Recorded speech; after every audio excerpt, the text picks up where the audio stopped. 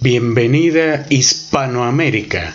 Esto es La Academia, café virtual científico y cultural, a cargo de quien les habla, el doctor Enrique Richard. El día de hoy tendremos un invitado muy especial.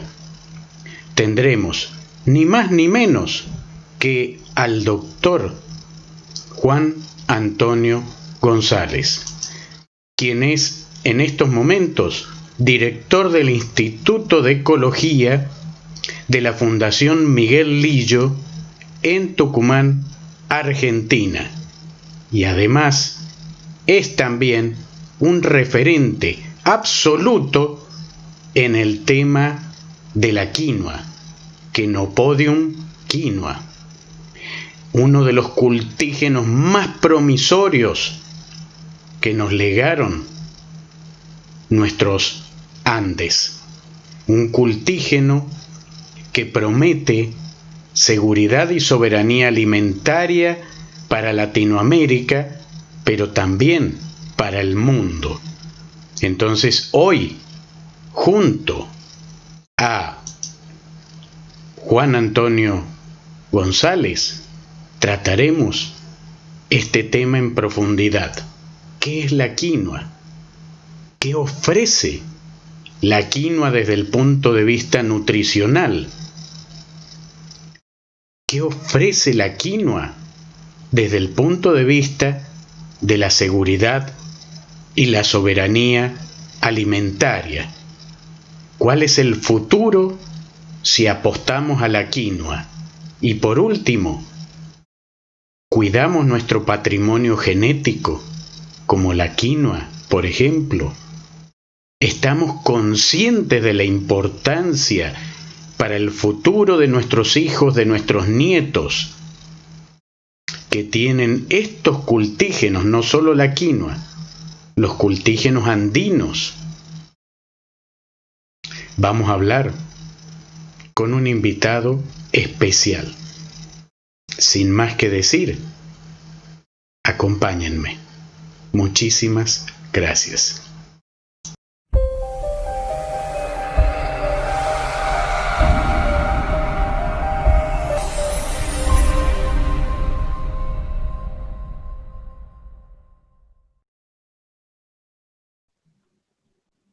Muy bien, estamos en La Academia, café virtual científico y cultural.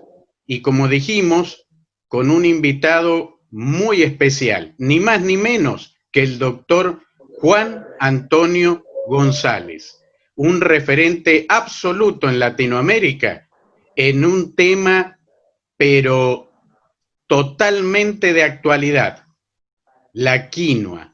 Hoy vamos a desnudar todo sobre la quinoa, qué es, cuál es su potencial nutricional, qué vinculación podemos encontrar con la seguridad, la soberanía alimentaria, qué futuro nos depara este alimento promisorio de los Andes y, por supuesto, ¿estamos cuidando el patrimonio genético, lo que nos legaron los Andes a todos los latinoamericanos? Con ustedes, Juan Antonio González. Juan, buen día, querido amigo. Buen día, Enrique, un gusto escucharte. Ok, habrás escuchado entonces la temática. Te escuchamos. ¿Qué es la quinoa y por qué, querido amigo, es un grano tan promisorio, tan prometedor, no solo para Latinoamérica, sino para el mundo? Y en ese sentido, tú has recorrido países en Europa, en el norte de África, y contanos un poquito de esta experiencia tuya. Bueno, respondiendo a tu primera parte, el grano de quinoa es andino. Tiene un origen en la zona limítrofe entre Bolivia y Perú, concretamente en la zona del lago Titicaca.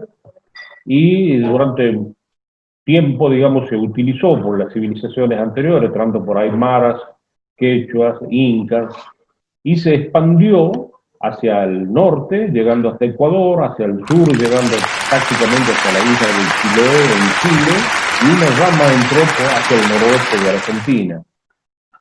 A partir de eso se han generado diversos ecotipos, tanto de nivel de mar, de montañas intermedias o de valles intermontanos, e incluso en alta montaña. Hoy tenés quinoa hasta prácticamente los 4.500 metros de altura, 4.600 metros de altura. Es decir, latitudinalmente y altitudinalmente se ha expandido debido a su bagaje genético que le permite adaptarse justamente a esas situaciones. Esto lo que le da a quinoa una característica importante, puesto que puede tolerar diversas situaciones ambientales en distintos lugares del planeta. Y es por eso es que el mundo se ha interesado, y en el 2013 Naciones Unidas la declara como Año Internacional de la Quinoa, y a partir de eso recibe un gran impulso. Si nosotros vemos en la actualidad, hay más de 130, 140 países en el planeta que tienen o cultivando quinoa, algunos en mucha escala, como por ejemplo Toledo en España, que está casi ya en las 5.000 hectáreas, hubo otros que, Holanda, por ejemplo, que está interesado más bien en producir variedades, como Dinamarca, o el norte de África, que están interesados como cultivo para alimentación, puesto que las características nutricionales de quinoa son extraordinarias. Ajá. Y contanos un poquito, comparado con otros alimentos, ¿qué podemos decir de la quinoa? Bueno, acá a veces se difunden muchos errores. Por ejemplo, se dice que quinoa posee un gran porcentaje de proteína. Eso no es verdad. El porcentaje de proteína de quinoa oscila entre el 8 y 9%, hasta un 21, 22%, si uno usa algunos fertilizantes. Lo extraordinario de quinoa es que posee todos los aminoácidos esenciales, que son 9 o 10, que el cuerpo necesita incorporar porque no los sintetiza. Entonces, esa es la huella digital de quinoa. Si nosotros vamos al trigo, no posee todo. Si vamos al maíz, no los posee todo. Entonces tenemos que hacer mezclas de alimentos para tener todos los aminoácidos que nos hace falta. En cambio, quinoa sí los posee a todos. Además, posee otras características interesantes, como por ejemplo el balance que hay entre los ácidos grasos saturados e insaturados, que es muy importante y tiene que ver con todas las enfermedades coronarias que hoy hay en el planeta. El balance de quinoa es fantástico. Naciones Unidas, por ejemplo, recomienda que un alimento debería tener un balance entre 2 y 4, y hoy estamos comiendo alimentos que tienen 15. Cuanto más alto es ese balance, peor la alimentación y más podés sufrir a nivel metabólico. Quinoa puede andar entre 4 y 8, de manera que puede ser un alimento para bajar justamente esos índices, ayudando, como te decía, a todas las enfermedades cardiovasculares. Por otro lado, posee una constitución casi única también en minerales, sobre todo hierro, potasio, sodio. Vos sabes que la presión sanguínea en muchas personas depende no tanto del sodio, como se dice, sino del balance sodio-potasio. Correcto. Y quinoa lo tiene totalmente equilibrado. Además, hace 4 o 5 días se confirmó algo que nosotros habíamos previsto de manera teórica, que es la posibilidad de usar algunos pigmentos de quinoa, algunos compuestos fenólicos que están presentes, para prevenir situaciones de antiinflamatorias y anticancerígenas. Esto fue probado en China, ya había algunos antecedentes in vivo, y ahora se está probando ya in vivo, y esta publicación, como te digo, es reciente y avala de alguna forma los enfoques que nosotros estamos realizando, que más que nada buscamos que quinoa sea considerado una especie multipropósito. ¿Por qué? Porque todo el mundo está enamorado de quinoa para producir granos, pero se olvidan que su constitución genética le permitiría, en términos potenciales, que tanto el tallo como las hojas, las inflorescencias, las brácteas de la inflorescencia, puedan tener compuestos también de alto valor. Y justamente estos compuestos fenólicos que se ha demostrado que son antiinflamatorios y antitumorales, son tomados de muchas partes de la planta, de manera que quinoa adquiere un nuevo significado considerándolo una especie multipropósito. Incluso muchos restos de quinoa, por ejemplo, en el norte de Egipto, nosotros hemos introducido esta idea, fue aceptada, fue desarrollada, el gobierno financió un proyecto interesante para utilizar quinoa para alimentación animal.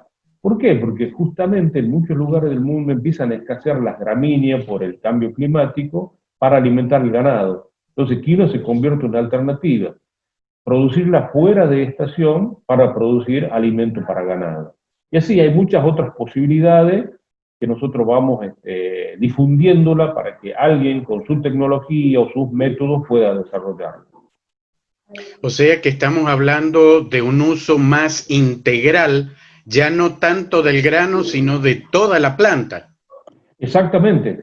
Por ejemplo, muchas empresas alemanas están interesadas en las quinoas oscuras porque posee un compuesto que son las saponinas que se pueden utilizar en farmacias, se puede utilizar como detergente, se puede utilizar como jabones, en general como agentes tensioactivos que hoy la industria los apetece. Hay Sobre otros todo con lo compuestos, por del ejemplo, esta coronavirus. foto que estoy viendo acá en Isluga, a mi izquierda, hay unas quinoas rojas, Ajá. poseen un compuesto que se llaman betalaína. Hoy el mundo usa betalaína prácticamente de una sola especie que es el remolacha. Y las betalaínas se usan tanto como colorantes atóxicos, colorantes orgánicos para la industria quesera, para fermentos, para vino. Y no es tan estable como la betalaína que nosotros hemos encontrado en estas que presentan una panoja roja. Estos estudios nosotros lo hicimos en Estados Unidos, con pulsos láser para degradar estos compuestos, estas betalaínas, y tienen una mucha mayor estabilidad que las betalaínas que hoy se utilizan en el planeta. De manera que este es también un campo a explorar, porque también las betalaínas han demostrado que pueden ser antitumores. Wow. Entonces, realmente el potencial a mí me ha dejado asombrado porque por lo que estás contando, ya estamos proyectando a la quinoa, pero mucho más lejos de ser un alimento más, sino que ya Así es, estamos hablando de usos industriales, usos en la parte bioquímica, medicinal. así es. Hay mucha gente, sobre todo en Europa y Estados Unidos, tratando de utilizar esto incluso como fuentes energéticas, puesto que el contenido de lípido el contenido de almidón, perdón, es arriba del 60%. De manera que podría ser también una fuente interesante de almidones para mucha de la industria en fideo, en industrias alimenticias en general. Incluso hay gente que está fermentando y sacó un vodka de los Estados Unidos que tiene como componente principal el grano de quinoa. O sea que se abre un potencial interesante y sobre todo teniendo en cuenta la riqueza genética de quinoa. En este momento existen, entre los bancos de germoplasma que hay en el planeta, que tienen quinoa, son más o menos 54, 55. Ese germoplasma son más o menos 16.000 accesiones, o sea, lugares donde se ha ido y se ha tomado quinoa que estaba creciendo naturalmente. De esas 16.000 accesiones, aproximadamente el 90% se encuentra en Bolivia y Perú depositada en los bancos de germoplasma. En tercer lugar, paradójicamente no es un país latinoamericano el que le sigue, sino es un país europeo. Alemania tiene cerca de 900 accesiones en sus bancos de germoplasma que fueron sacadas de nuestro contexto y llevadas cuando no existía el convenio de protección de la biodiversidad. En Argentina hay aproximadamente 400, 450, pero ¿qué nos está diciendo esto? Que hay 16.000 posibilidades que se pueden abrir hasta el infinito para utilizar estos recursos. Pero Lamentablemente, como te decía, muchos de estos recursos están afuera, pero todavía nos queda mucho adentro y ahí es donde viene el tema y la necesidad imperiosa de proteger estos recursos a nivel latinoamericano. ¿y hay alguna política específica vinculada justamente a la conservación de ese patrimonio genético, Juan? Bolivia tiene una protección interesante, digamos, pero muchos dicen que es muy cerrada.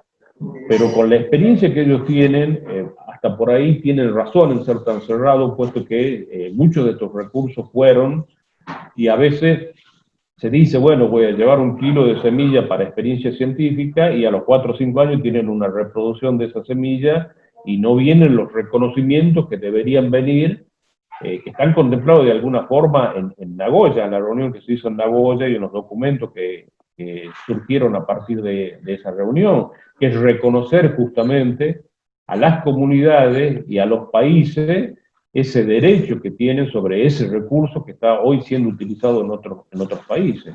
Todo eso, Naciones Unidas, a través de FAO, está moviéndose, pero todavía existe mucho celos entre nuestros países para acordar entre ellos, y mucho más con los países del primer mundo que se han apropiado de estos recursos. Entonces es un tema a desarrollarlo con mediadores, con personas que a veces están lejos de las ciencias biológicas y más cerca de las ciencias sociales, pero que deberíamos tomarlo y empezar a gestionar estas cosas o estos vacíos legales que a veces existen, o vacíos a veces de control, porque la norma existe, pero donde falla es el control. Entonces, todos estos temas, sin duda, ameritan reuniones de alto nivel y promocionadas principalmente por los ministerios de cada país andino. Correcto, pero tú me estás contando de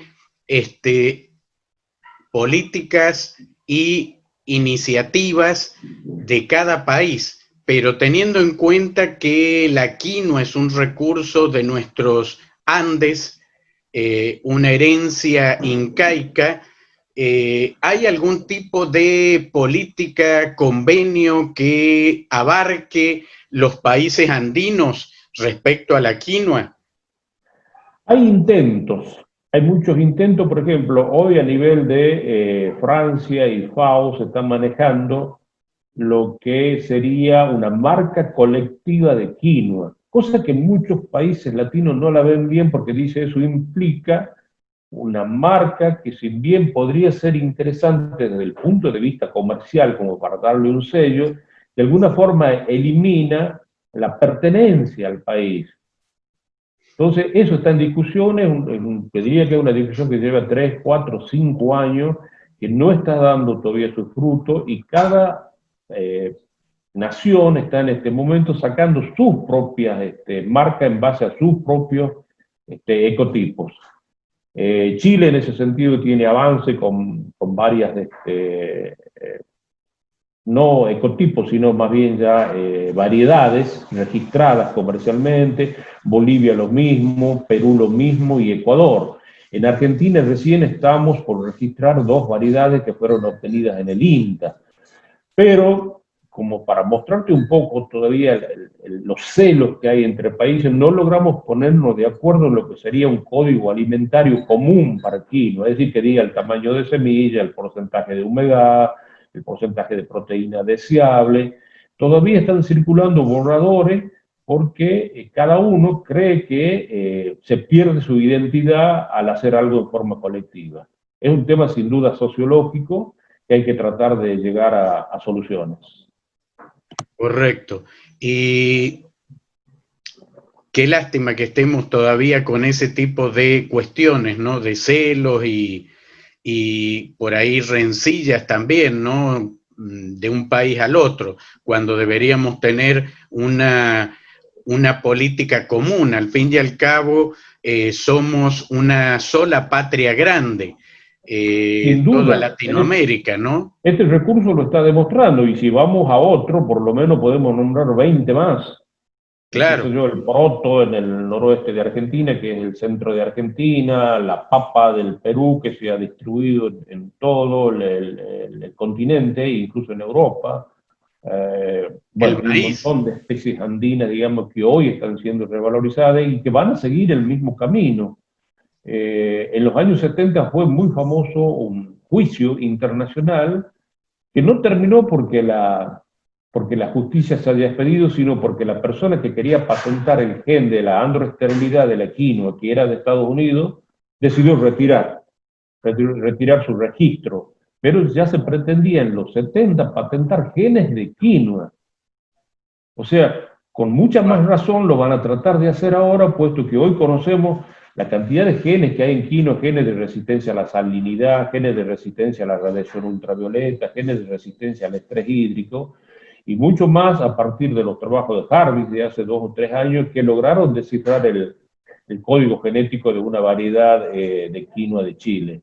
O sea, hoy podemos apuntar específicamente a gen por gen y no va a faltar la tentación de alguien que quiera patentar y hacerse dueño de ese bagaje genético, ¿no? Sí, porque al final en patente se aplica siempre la ley de Rafael.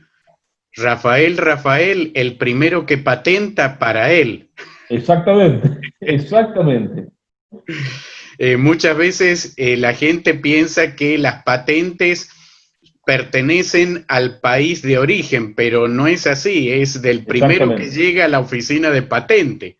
exactamente, exactamente, así es. Querido Juan, eh, ¿cómo ves el futuro de este cultígeno, tanto para Latinoamérica como para el mundo? Yo lo veo muy provisorio y lamentablemente es por una circunstancia lamentable. El cambio climático está creando nuevas condiciones y particularmente en condiciones de precipitaciones, humedad, temperatura.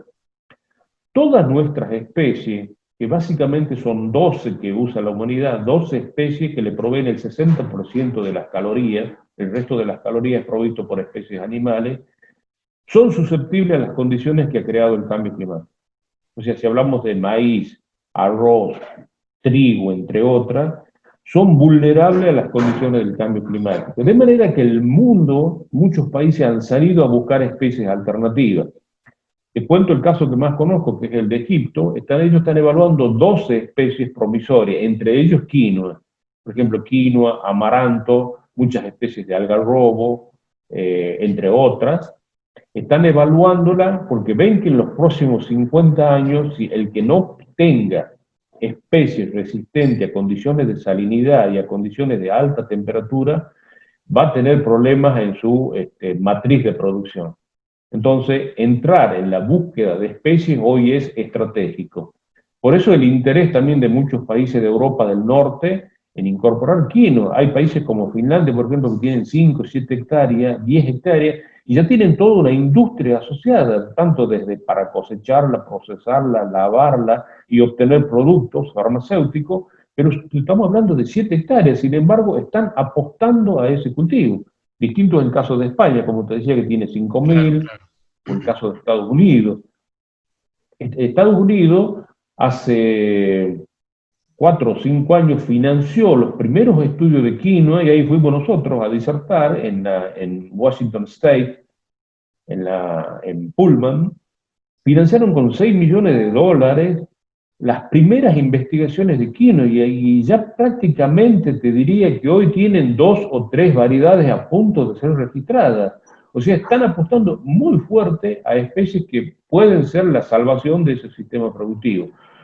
Por ahí muchos me dicen que soy exagerado cuando digo que es la salvación, pero en todo caso, si no es la salvación, va a ser una especie complementaria. Va a ser complementaria a lo que se viene realizando y Egipto optó por la misma política. Tráiganme la especie que quieran, pero que no compita con las especies que ya tengo cultivando. ¿Por qué? Porque esas especies las conozco, sé cómo regarlas, sé cómo cultivarlas, sé cómo procesarlas. Así que en ese sentido se están creando políticas de complementación a los cultivos ya existentes y quinoa hoy tiene un papel central en este esquema mundial. Correcto. Ahora, en esta ecuación, Juan, que estás planteando de dar una alternativa a cultígenos tradicionales frente al cambio climático, en esta ecuación está faltando una variable, y la variable es, tenemos una cultura como para aprovechar la quinoa, por ejemplo, a través de recetas. Doña Rosa, la sociedad, sabe cocinar la quinoa, porque en Bolivia, por ejemplo, hay unos platos deliciosos como el pesque en leche, que es la quinoa con leche, con queso, que es delicioso ese plato, pero a nivel latinoamericano, ¿tenemos algún recetario vinculado a la quinoa? ¿Hacemos difusión, divulgación de la quinoa como una nueva fuente de alimento, pero ofreciendo recetas de cocina para eso? Bueno, es un punto interesante que sin duda lo vamos a tener que trabajar con sociólogos, psicólogos, nutricionistas. Cambiar una cultura lleva muchísimo tiempo y mucha inversión. El norte de Argentina en este momento, por ejemplo, está incorporando quinoa. Y siempre cuento lo mismo, se está incorporando, ¿por qué? No porque se divulgó a nivel de Doña Rosa, sino a nivel de gourmet, a nivel de cocina de alta exquisitez que la hacen los canales de Buenos Aires, y en el mundo se optó casi por lo mismo. Si vos te fijas, en dos películas muy conocidas de hace poco, 50 sombras de Grey, dice, ¿qué vas a comer? Y dice, una ensalada de quinoa. Ujú. Entonces la gente inmediatamente se pregunta, ¿ensalada de qué? De quinoa. Bueno, y había otra novela, cuyo nombre en este momento no me acuerdo, una novela turca, que decía, en una discusión entre la futura suegra y la futura nuera, decían si por qué no se alimentaba bien. Y la chica le contesta que estaba alimentándose bien con quinoa. Y esta señora árabe le dice siquiera eso. Le dice, ¿cómo que no sabe qué es la quinoa? Es una planta nutritiva que tiene los granos tal, que tiene tal proteína. O sea, han optado también por entrar por esos medios masivos a la divulgación. Nosotros cuando hacemos esto, no solo hacemos investigación básica, en el caso de Tucumán concretamente, sino también estamos con un sistema de promoción del quinoa. Ahora tenemos unas demostraciones gastronómicas. Antes, por ejemplo, todo este cultivo se hacía a mano. Hemos incorporado unas trilladoras que la diseñó el INTA. Estamos incorporando unos recetarios para que la gente lo divulgue. Y la gente del INTA, sobre todo, a través de unos programas que ellos tienen, están divulgando las propiedades de esto y llevan cocineros que enseñan en la televisión a hacer estas cosas. Aquí en Argentina se ha popularizado de alguna forma la quinoa, pero todavía es un alimento caro, caro, $10 el kilo en los supermercados. Wow. Eso es un valor que la persona frente a un kilo de carne y frente a un kilo de quinoa, yo dudo que no va a dudar, creo que no va a dudar en optar por la carne, o por el arroz o por el fideo. Pero de alguna forma en los últimos 4 o 5 años quinoa ya está en los mercados. Y hoy hay provincias como San Juan que están ofreciendo, provincias como Salta y Jujuy que están ofreciendo, lo cual yo creo que va a llevar a que el precio baje y se utilice más. Ok. Juan, una reflexión final para cerrar este interesantísimo tema que es la quinoa. Bueno, yo diría que básicamente la gente ligada a personas como vos o varios colegas de Latinoamérica que hacen investigación, realmente pueden ayudar mucho en esto, porque prácticamente la gente toma la semilla de quinoa sin saber qué origen tiene la planta y se conforma de alguna forma con lo que obtiene. Si obtiene 500 kilos por hectárea está bien, si obtiene 800, si obtiene 1000 o 2000, pero nosotros ahí podemos dar con la tecla a partir de la investigación diciendo, no señores, miren, esto que yo he probado, nosotros llevamos probado más de 30 variedades en Tucumán, y hoy podemos indicar cómo algunas, por ejemplo, son muy buenas para alimento animal, y otras son muy buenas para producción de grano, otras son muy buenas para producir pigmento. Entonces, una definición básica es, ¿para qué quiere usted quinoa? ¿Para pigmento, para grano, para alimentación animal, o para qué? Y ahí viene la respuesta de la investigación. Nosotros no podemos estar ausentes de ese interrogatorio que nos hace la sociedad o nos hace el pequeño productor. Tenemos que salir a ayudar. Y la forma de ayudar es justamente haciendo investigación. Creo que debemos acompañar más a este proceso de revalorización de nuestros cultivos andinos. Y por ahí me molesta cuando escucho en el planeta que se dice pseudo cereal. Es despectivo, el solo hecho de decir pseudo es despectivo, y tampoco es un cereal. Nada que ver la familia de los cereales con la familia a la que pertenece quinoa. Claro. Entonces a mí me gusta mucho, a partir de un congreso de Ecuador de hace 6 o 7 años, en que se pidió que llamemos granos andinos, porque ya tiene una pertenencia. Bueno, eso básicamente, aunar más nuestras investigaciones con lo que nuestros pequeños productores necesitan. y asociar eso obviamente con los medios de divulgación masiva, porque necesitamos que doña Rosa, nuestra querida sociedad, se apropie de este grano.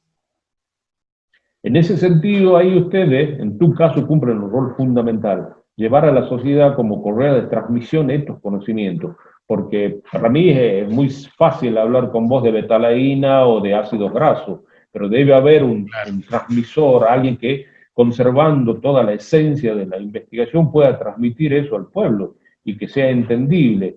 Muchas veces los investigadores pecamos de presuntuoso al creer que nos van a entender, pero hace falta otro vínculo, otra etapa, otra correa que lleve ese conocimiento a nivel popular. Así es, querido amigo. Bien, hemos llegado al final de la academia con este invitado de lujo, el doctor Juan Antonio González, director del Instituto de Ecología de la Fundación Miguel Lillo de Tucumán, Argentina, y referente absoluto en este tema de la quinoa. Querido Juan, el mayor agradecimiento de la academia y por supuesto de toda la audiencia que te va a escuchar con este tema que ojalá contribuya a difundir este conocimiento sobre este grano tan promisorio del área andina. Muchas gracias, Enrique, y no dudes en conectarme con la persona que necesite de universidades, fundaciones, grupos de productores, porque nosotros en esta patriada que estamos haciendo del rescate de nuestros recursos, también trabajamos con agrónomos. Hicimos una alianza estratégica con la gente del INTA, con la cual llevamos esto al campo, porque nosotros básicamente somos biólogos e investigadores y ellos nos ponen toda la parte agronómica y social de esta perspectiva. Y sin duda esto se puede abrir mucho más con nutricionistas y otra gente. Y con mucho gusto vamos a compartir tanto las publicaciones nacionales e internacionales que tenemos o inquietudes que la gente pudiera tener. Claro que sí, Juan, y que no te quepa la menor duda, en el canal de YouTube vamos a poner el link con tu contacto para cualquier persona, empresa o institución que quiera contactarse contigo, querido amigo. Bien, muchísimas gracias. Un abrazo grande y mi mayor agradecimiento nuevamente, y un abrazo también extensivo a todos los amigos de la Fundación Miguel Lillo. No, mis felicitaciones a tu programa, y lo que haces realmente puede contribuir enormemente a cimentar todas estas cuestiones que nos preocupan. Gracias a vos. Muchísimas gracias, querido amigo. Muy bien, ¿qué les pareció? De lujo. Todo lo que usted quiso siempre saber sobre la quinoa y nunca se atrevió a preguntar. Fantástica, fantástica la tertulia con el doctor Juan Antonio González. Sin más, espero que hayan disfrutado de esta tertulia tanto como la disfruté yo. Mi café se enfría, ya quiero tomarlo, pero no quiero despedirme sin antes solicitarles que por favor apoyen a los docentes genuinos que trabajamos por la divulgación de la ciencia. ¿Cómo nos pueden apoyar? Simplemente suscribiéndose a mi canal. Simplemente, es gratis. Y suscribiéndose y haciendo clic en la campanita, ustedes van a recibir las notificaciones de los futuros programas, de los cursos, clases que están para todos ustedes absolutamente gratis, porque nuestra filosofía, ya la saben, por la razón y por la ciencia, aulas abiertas, conocimientos compartidos. Hasta la próxima.